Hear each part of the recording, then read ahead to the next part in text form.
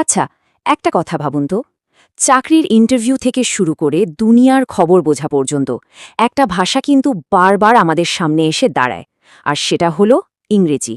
কিন্তু এই ভাষাটা যদি জানা না থাকে, তাহলে আমাদের জীবনের ঠিক কোন কোন দরজাগুলো বন্ধ হয়ে যেতে পারে। চলুন আজ এই গুরুত্বপূর্ণ বিষয়টাই একটু ভেঙে আলোচনা করা যাক। তাহলে আসল প্রশ্নটা হলো, আজকের এই সময়ে এসে ইংরেজি না জানাটা কি শুধু একটা ভাষা কম জানার মতো ব্যাপার, নাকি এর প্রভাব আরও অনেক গভীর? ঠিক কি কি ক্ষতি হতে পারে? চলুন এই প্রশ্নটা মাথায় রেখেই আমরা এক এক করে কর্মজীবন, শিক্ষা আর আমাদের সামাজিক জীবনের দিকগুলো একটু খতিয়ে দেখি। আমাদের জীবনের সবচেয়ে বড় একটা দিক হলো আমাদের কাজ, আমাদের ক্যারিয়ার, আর তার সাথেই তো আমাদের অর্থনৈতিক অবস্থা সরাসরি জড়িয়ে আছে। তাই চলুন সবার আগে এটাই দেখি যে ইংরেজি ভাষাটা জানা বা না জানা আমাদের পেশাগত জীবনে সুযোগের দরজা কতটা খুলতে বা বন্ধ করে দিতে পারে। দেখুন, পার্থক্যটা কিন্তু চোখে পড়ার মতো।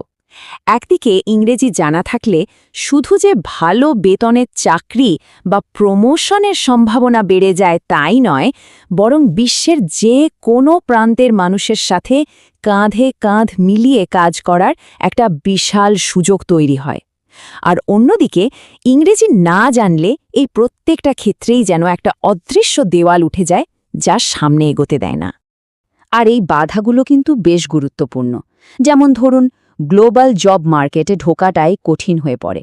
বড় বড় মাল্টিন্যাশনাল কোম্পানিতে কাজ করা, বা ধরুন বিদেশি ক্লায়েন্টদের সাথে সহজে কথা বলা, তাদের সাথে কাজ করা, এগুলো প্রায় অসম্ভব হয়ে দাঁড়ায়। এমনকি লেটেস্ট টেকনোলজি বা স্কিলের জন্য যে অ্যাডভান্সড ট্রেনিং বা সার্টিফিকেশন দরকার, সেই সুযোগগুলো হাতছাড়া হয়ে যায়। এখন ভালো চাকরির জন্য তো দক্ষতা দরকার, তাই না? আর সেই দক্ষতা অর্জনের জন্য চাই সঠিক শিক্ষা আর তথ্য। কিন্তু কি হবে যদি জ্ঞানের সেই বিশাল জগতের দরজাই ঠিকমতো খোলা না থাকে? চলুন এবার দেখি শিক্ষা আর তথ্যের দুনিয়ায় ইংরেজি না জানাটা কিভাবে একটা বড় বাধা হয়ে দাঁড়াতে পারে। শুধু একবার ভাবুন, আজকের দিনে জ্ঞানের সবচেয়ে বড় ভাণ্ডার কি? ইন্টারনেট, তাই তো? আর সেই ইন্টারনেটের সিংহভাগ তথ্য, গবেষণা, নতুন আইডিয়া সবকিছুই কিন্তু ইংরেজি ভাষায়। এর মানেটা খুব সহজ, শুধুমাত্র ভাষার কারণে একটা বিশাল জ্ঞান ভাণ্ডার আমাদের নাগালের বাইরেই থেকে যেতে পারে। এর ফলটা কি হয়? বিশ্বের সেরা ইউনিভার্সিটিগুলোর যে দারুণ সব অনলাইন কোর্স আছে, সেগুলো করা যায় না। নতুন নতুন সায়েন্টিফিক রিসার্চ বা জরুরি একাডেমিক পেপারগুলো পড়া কঠিন হয়ে পড়ে। এমনকি ইন্ডাস্ট্রিতে যে আন্তর্জাতিক মানের সফটওয়্যারগুলো ব্যবহার হয়, সেগুলো চালাতেও সমস্যায় পড়তে হয়। আর এর সাথে সাথে বিশ্বজুড়ে কি ঘটছে, বিভিন্ন বিষয়ে মানুষের নানা রকম চিন্তা ভাবনা থেকেও আমরা পিছিয়ে পড়ি। আচ্ছা, চাকরি আর পড়াশোনার জগৎ থেকে একটু বেরিয়ে আসি। এর বাইরেও তো আমাদের একটা জীবন আছে, একটা সামাজিক জগৎ আছে, তাই না?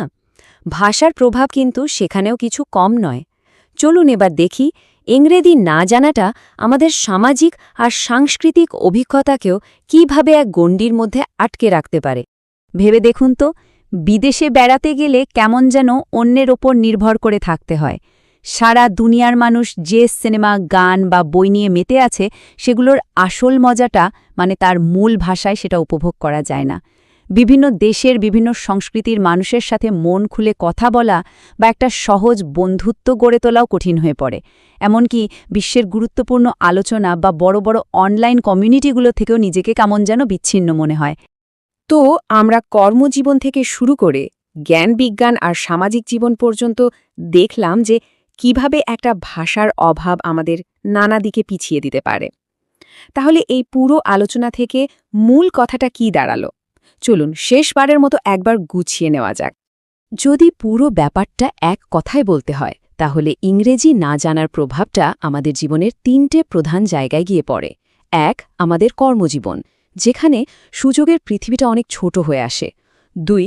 শিক্ষা ও তথ্যের জগৎ, যেখানে জ্ঞানের অনেক দরজা বন্ধ হয়ে যায়। আর 3. আমাদের সামাজিক ও সাংস্কৃতিক জীবন, যেখানে আমাদের অভিজ্ঞতাগুলো একটা সীমার মধ্যে আটকে যায়। তাই আলোচনা শেষ করার আগে একটা প্রশ্ন রেখে যাই।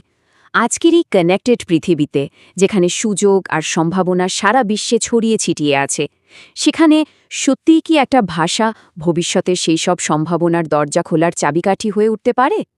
এই উত্তরটা হয়তো আমাদের নিজেদেরকেই খুঁজে বের করতে হবে।